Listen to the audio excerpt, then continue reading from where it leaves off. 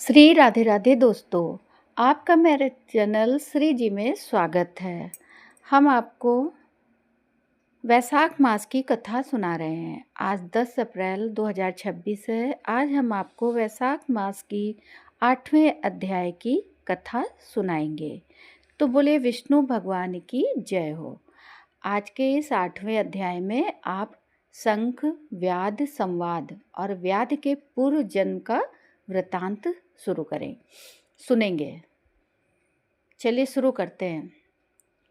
श्रुतदेव जी कहते हैं, राजन, पंपा के तट पर कोई शंख नाम से प्रसिद्ध परम यशस्वी ब्राह्मण थे, जो बृहस्पति के सिंह राशि में स्थित होने पर कल्याणमयी गोदावरी नदी में स्नान करने के लिए गए। मार्ग में परम पवित्र भीमरथी को पार करने के बाद दुर्गम, जल शून्य एवं भयंकर निर्जन वन में धूप से विकल हो गए थे। वैशाख का महीना था और दोपहर का समय। वे किसी वृक्ष के नीचे जा बैठे। इसी समय कोई दुराचारी व्याध हाथ में धनुष धारण किए वहां आया। ब्राह्मण के दर्शन से उसकी बुद्धि पवित्र हो गई और वह इस प्रकार बोला, मुने, मैं अत्यंत दुर्बुद्धि एवं पापी हूँ। मेरे ऊपर आपने बड़ी कृपा की है, क्योंकि साधु महात्मा स्वभाव से ही दयालु होते हैं। कहाँ मैं नीच कुल में उत्पन्न हुआ व्याध, और कहाँ मेरी ऐसी पवित्र बुद्धि कि मैं इसे केवल आपका ही उत्तम अनुग्रह मानता हूँ। साधु बाबा, मैं आपका शिष्य हूँ, कृपा पात्र हूँ। साधु पुरुषों का समागम होने पर मनुष्य फिर कभी दुख को नहीं प्राप्त होता। अतः आप मुझे अपने पाप नाशक वचनों द्वारा ऐसा उपदेश दीजिए जिससे संसार बंधन से छूटने की इच्छा रखने वाले मनुष्य अनायास ही भवसागर से पार हो जाते हैं। साधु पुरुषों का चित्त सबके प्रति समान होता है। वे सब प्राणियों के प्रति दयालु होते हैं। उनकी दृष्टि में ना कोई नीच है, ना ऊंच, ना अपना है, ना पराया। मनुष्य संतप्त होकर जब जब गुरुजनों से उपाय पूछता है, तब तब वे उसे संसार बंधन से छुड़ाने वाले ज्ञान का उपदेश करते हैं। जैसे गंगा जी मनुष्यों के पाप का नाश करने वाली है, उसी प्रकार मूढ़ जनों का उद्धार करना साधु पुरुषों का स्वभाव ही माना गया है। व्याध के वचन सुनकर शंख ने कहा, व्याध, यदि तुम कल्याण चाहते हो तो वैशाख मास में भगवान विष्णु को प्रसन्न और संसार समुद्र से पार करने वाले जो दिव्य धर्म बताए गए हैं उनका पालन करो। मुनि श्रेष्ठ, शंख प्यास से बहुत कष्ट पा रहे थे। दोपहर के समय उन्होंने सुंदर सरोवर में स्नान किया और युगल वस्त्र धारण करके मध्याह्न काल की उपासना पूरी की। फिर देव पूजा करने के पश्चात व्याध के लाए हुए श्रमहारी एवं स्वादिष्ट कैथ का फल खाया। जब वे खा पीकर सुखपूर्वक विराजमान हुए, उस समय व्याध ने हाथ जोड़कर कहा, मुने, किस कर्म से मेरा तमोमय व्याध कुल में जन्म हुआ और किससे ऐसी सद्बुद्धि तथा महात्मा की संगति प्राप्त हुई?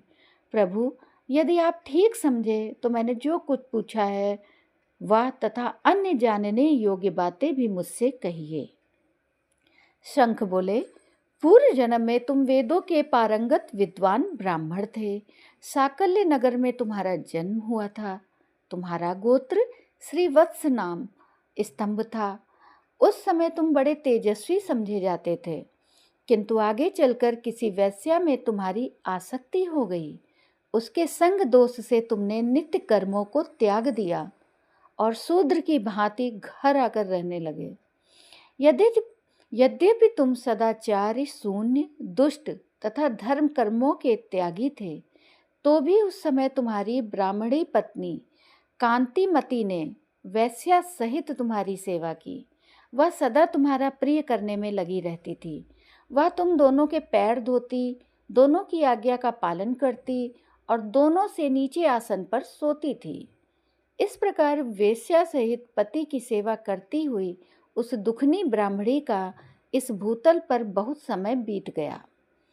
एक दिन उसके पति ने मूली सहित उड़द खाया और तिल मिश्रित निष्पाव भक्षण किया।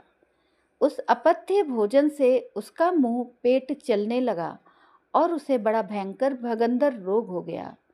उस रोग से दिन रात जलने लगा। जब तक घर में धन रहा तब तक वेश्या भी वहां टिकी रही। उसका सारा धन लेकर पीछे उसने उसका घर छोड़ दिया। वेश्या तो क्रूर और निर्दयी होती ही है, उसे छोड़कर दूसरे के पास चली गई। तब वह ब्राह्मण रोग से व्याकुल चित्त हो रोता हुआ अपनी स्त्री से बोला, देवी, मैं वेश्या के प्रति आसक्त और अत्यंत निष्ठुर मनुष्य हूँ, मेरी रक्षा करो। सुंदरी, तुम परम पवित्र हो, मैंने तुम्हारा कुछ भी उपकार नहीं किया। कल्याणी, जो पापी एवं निंदित मनुष्य अपनी विनीत पत्नी का आदर नहीं करता, वह 15 जन्मों तक नपुंसक होता है। महाभागे, दिन रात साधु पुरुष उसकी निंदा करते हैं। तुम साध्वी और पतिव्रता हो, मैं तुम्हारा अनादर करके पाप योनि में गिरूंगा। तुम्हारा अनादर करने से जो तुम्हारे मन में क्रोध हुआ होगा, उससे मैं दग्ध हो चुका हूँ। इस प्रकार अनुता उपयुक्त वचन कहते हुए पति से वह पतिव्रता हाथ जोड़कर बोली, प्राणनाथ, आप मेरे प्रति किए हुए व्यवहार को लेकर दुख न माने, लज्जा का अनुभव ना करें। मेरा आपके ऊपर तनिक भी क्रोध नहीं है, जिससे आप अपने को दग्ध हुआ बतलाते हैं।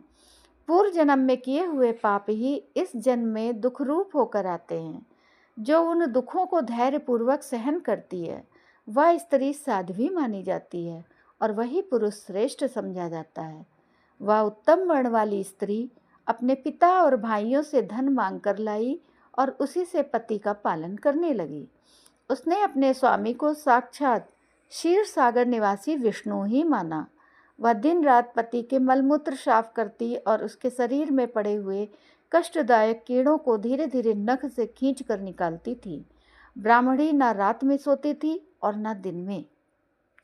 अपने स्वामी के दुख से संतप्त होकर वह दुखनी सदा इस प्रकार प्रार्थना किया करती थी, प्रसिद्ध देवता और पितर मेरे स्वामी की रक्षा करें, इन्हें रोगहीन एवं निष्पाप कर दें। मैं पति के आरोग्य के लिए चंडिका देवी को भैंस का दही और उत्तम अन्न चढ़ाऊंगी। महात्मा गणेश जी की प्रसन्नता के लिए मोदक बनवाऊंगी।